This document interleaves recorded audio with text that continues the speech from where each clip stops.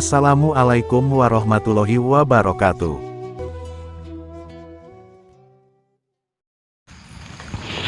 Allahumma salli wa sallim wa barik alaihi wa ala alihi wa sahbihi. Allahumma salli ala Muhammad ya Rabbi salli alaihi wa sallim. Allahumma salli ala Muhammad ya Rabbi salli alaihi wasallim. Rabbi fanfa'na bibarakatihim wahdina al-husna bihurmatihim. Rabbi fanfa'na bibarakatihim wahdina al-husna bihurmatihim. Salawat yang selamat perbaiki sifat perbaik, baca salawat perbaiki suat semakin suat kita baiki syurga kehidupan kita kalau baik takbir Allahu Akbar. Sallallahu ala Nabi Muhammad Rasulullah wa barik alaihi wa sahbihi. Jadi saya sekali lagi nih ya, ketika saya orang yang pengobatan di Padepokan Antigalau ataupun konsultasi di Padepokan Antigalau, itu yang pertama saya tidak pernah meminta mahar-mahar, bayar-bayar konsultasi atau pendaftaran bayar, saya nggak pernah. Terus ketika orang konsultasi juga, terus pengobatan juga, itu semuanya pure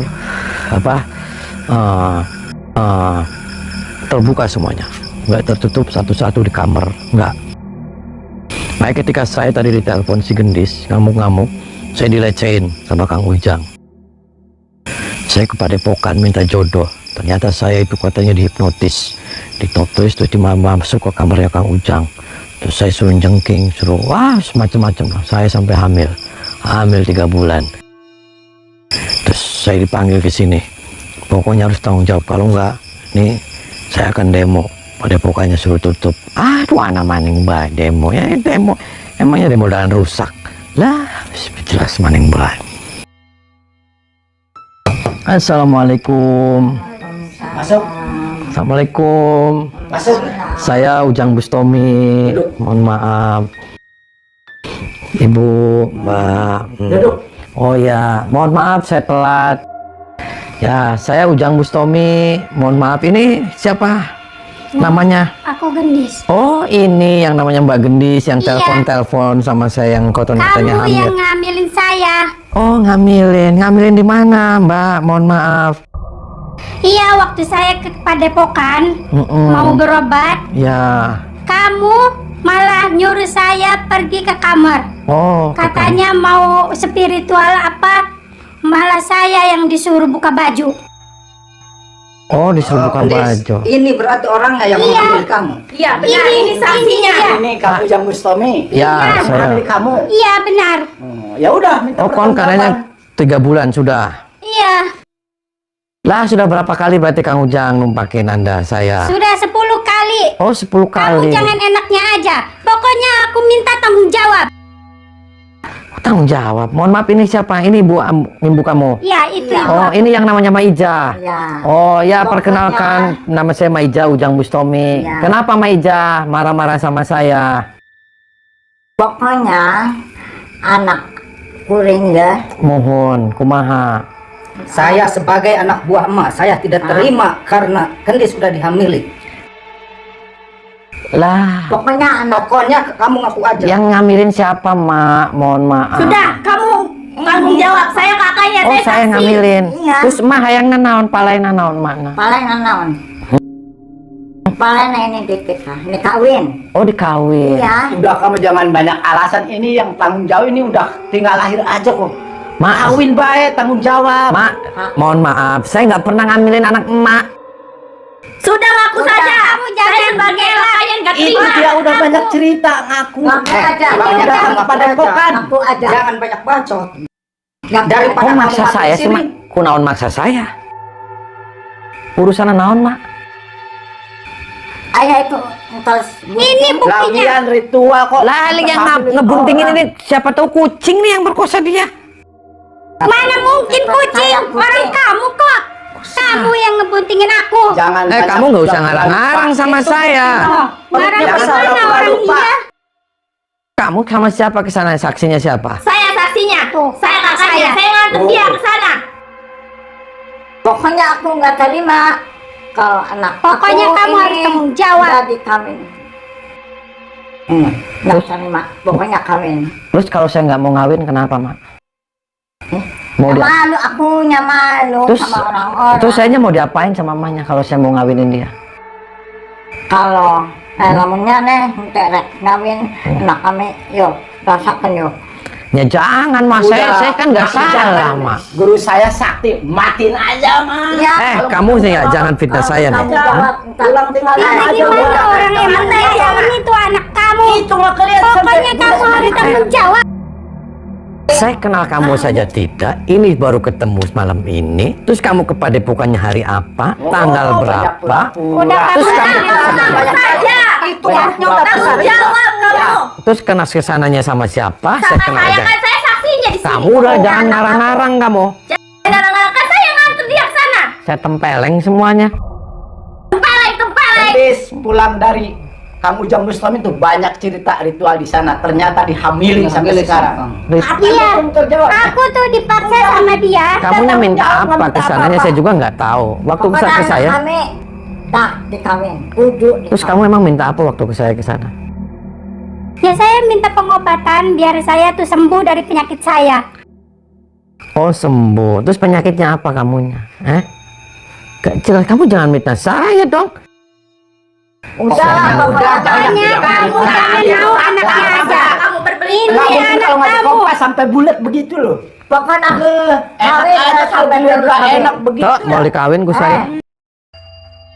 Halo sahabat, semoga keberkahan dan keridoan Allah selalu menyertai kita semua.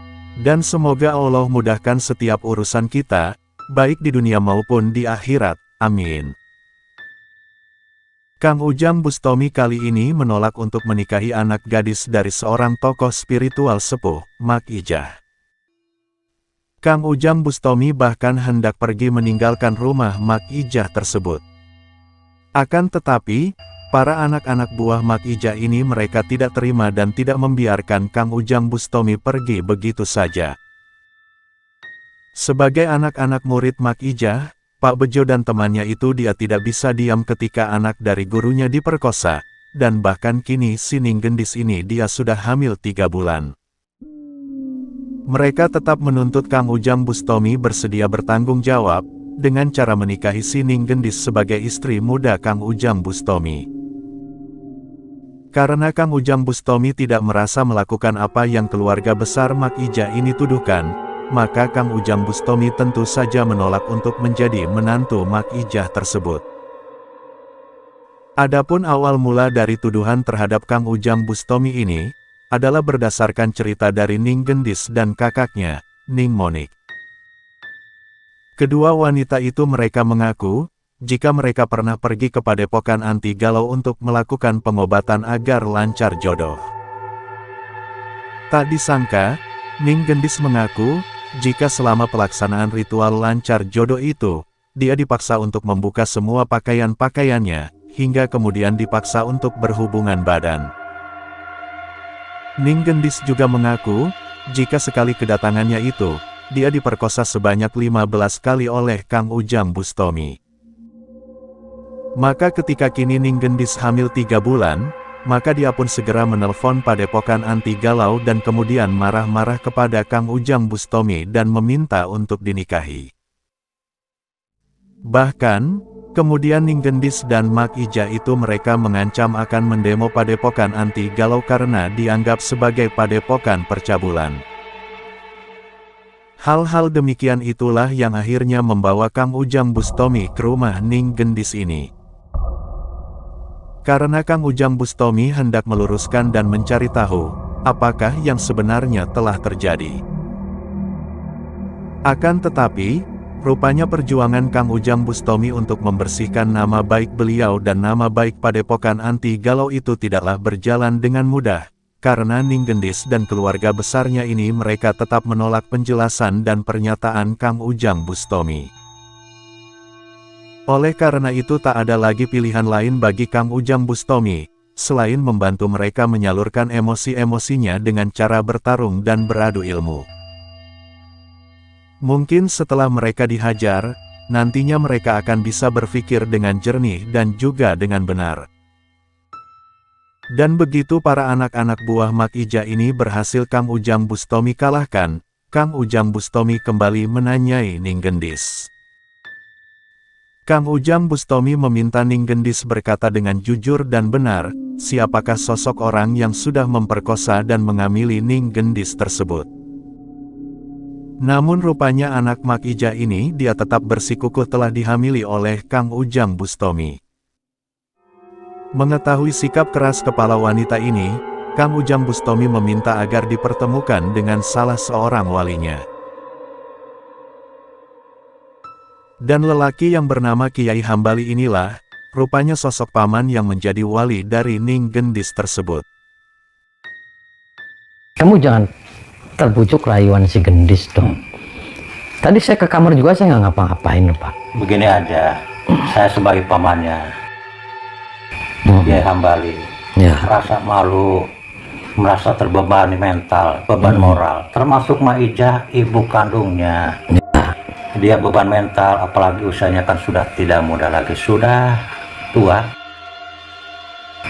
Dia harus saling memaklumi, saling memahami apa yang terjadi ini. Anggaplah musibah. Jangan sampai kita beranti. Musibah gimana Pak? Jangan sampai Pak, si Gendis datang ke Padepokan saya juga nggak tahu. Fisik. Kami atas nama keluarga Gendis tidak maulah ada kekisuhan, ada kegaduhan. Ya saya kisuh Pak, saya gaduh, saya onar. Kalau memang Anda bersalah, ini saya baik-baik nih, saya bicara baik-baik.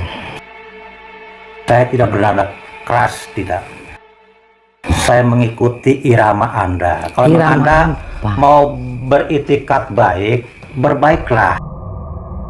Sekarang dua pihak sepakat, yang penting keinginan keluarga Maijah atas nama Gendis yang memang Anda hamili, ya kan? Kamu punya mulut dijaga bisa nggak Pak? Nah, ini sudah kelewat batas karena Anda tidak mau diajak damai. Kalau kita mau berdamai, ya apa susahnya tinggal dinikahin.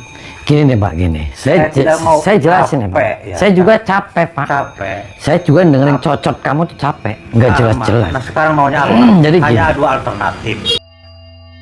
Ada dua alternatif sebetulnya Mas. Diselesaikan secara kekeluargaan, secara baik-baik dengan cara mudah nikahin Gendis. Yang kedua, bila kamu alternatif yang kedua tidak mau dengan cara itu, ya apa boleh buat? Bapak tuh berarti edan. Saya tidak melakukan apa-apa, Anda mengatakan saya bahwa saya edan. Kamu yang tidak waras sebetulnya.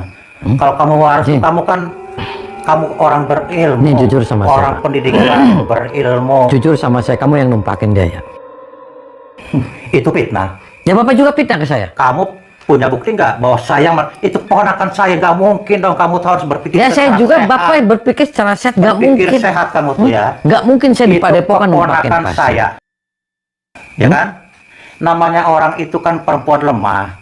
Ketika Anda hembuskan angin surga, apalagi bila mentalnya lemah, imannya juga sama, mudah tergiur oleh angin surga yang Anda hembuskan. Hembuskan Dia apa, minta Pak? tolong kepada Padepokan itu untuk minta tolong. Tapi malah Anda bikin Yang menghembuskan kesempatan apa? dalam Jangan-jangan kesempitan. kamu yang menghembuskan angin terus Pak, kentut ada kamu. udang di balik batu. Benar gak? Kamu ngaku aja lah. Enggak Pak. Saya capek saya. Ya, saya juga capek. Saya jangan sampai saya adu fisik lagi, ilmu lagi.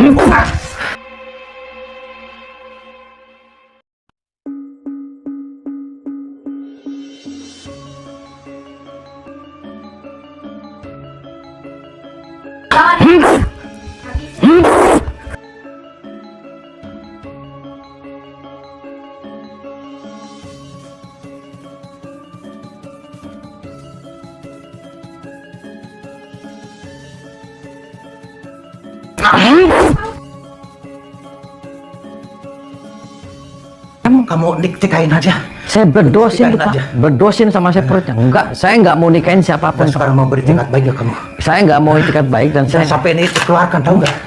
Mau dikeluarin tinggal burung aja kamu keluarin. Bisa tembus ke lehermu. Ya itu aja saya tembusin aja ke leher. Kamu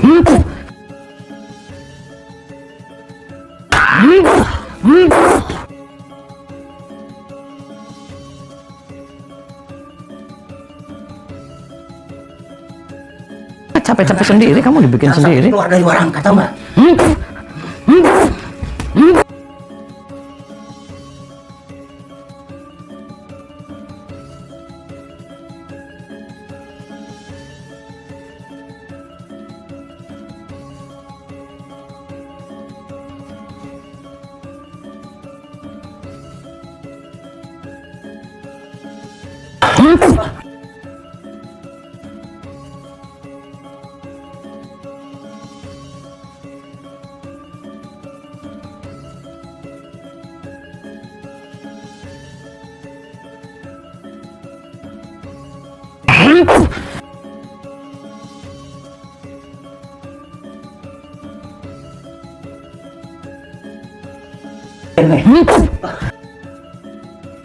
Kapan kamu bisa?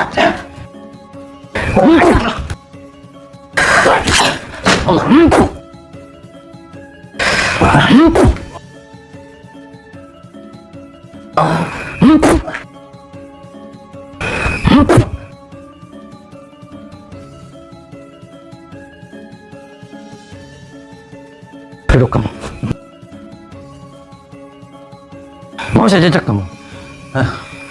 Kamu tuh tidak punya rasa kasihan sama gendis. Kamu yang numpakin, kamu yang ngambilin. Tanggung jawab. Edan aja kamu. Bapak kamu.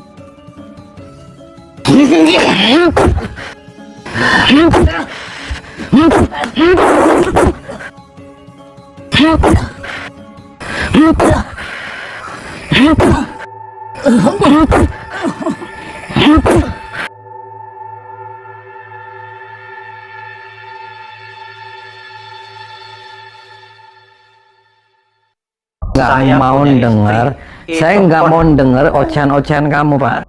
Itu bukan ocehan-ocehan. Jujur saja Anda juga sama selalu saya. berdalil. Anda juga selalu mengeluarkan dalil-dalil. Jujur sama saya, kamu numpakin karena itu burung ngomong sama saya. Suara burung saya gimana? Jenis apa burung saya? Ini jenisnya belakutak. Belakutak, kamu mengarang aja. Kamu.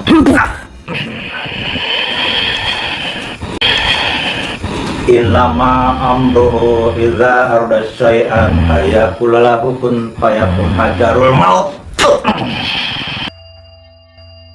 Paman Ning Monik dan Ning Gendis ini masih saja berusaha memaksa Kang Ujang Bustomi untuk menikahi keponakannya. Kiai Hambali ini rupanya dia tetap tidak percaya kepada Kang Ujang Bustomi.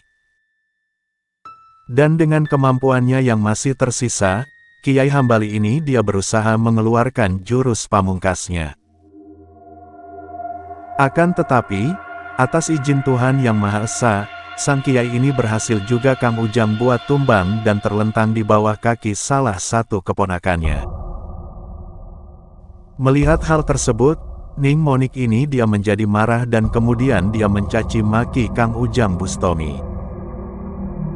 Ning Monik tetap tidak mau berkata jujur terkait perihal adiknya tersebut, sehingga Kang Ujang Bustomi pun terpaksa menghajar kakak perempuan Ning Gendis tersebut. Hingga setelah kekalahannya, Kang Ujang Bustomi menemui Ning Gendis untuk kembali meminta penjelasannya, kenapa wanita itu tega-teganya memfitnah Kang Ujang Bustomi, padahal menurut Kang Ujang Bustomi, mereka baru berjumpa pada hari ini. Semoga Tuhan akan mempermudah usaha Kang Ujang Bustomi kali ini, dalam rangka usahanya membersihkan nama beliau, dan juga membersihkan nama Padepokan Anti Galau.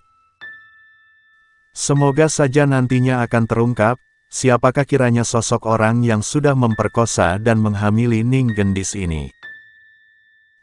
Dan semoga kesehatan dan keselamatan senantiasa Tuhan berikan kepada Kang Ujang Bustomi. Amin.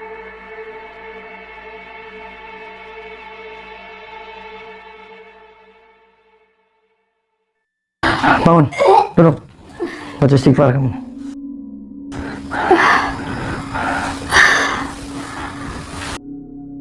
Kamu kenapa tega fitnah saya? Kenapa kamu tega fitnah saya? Kamu bukan sama saya kan? Tuh, kamu jahat. Kamu yang ngambilin orang, kenapa saya yang dipit? Yang tadi di sini laki-laki semua ada nggak yang numpakin kamu? Jangan bohong. Itu paman kamu numpakin nggak?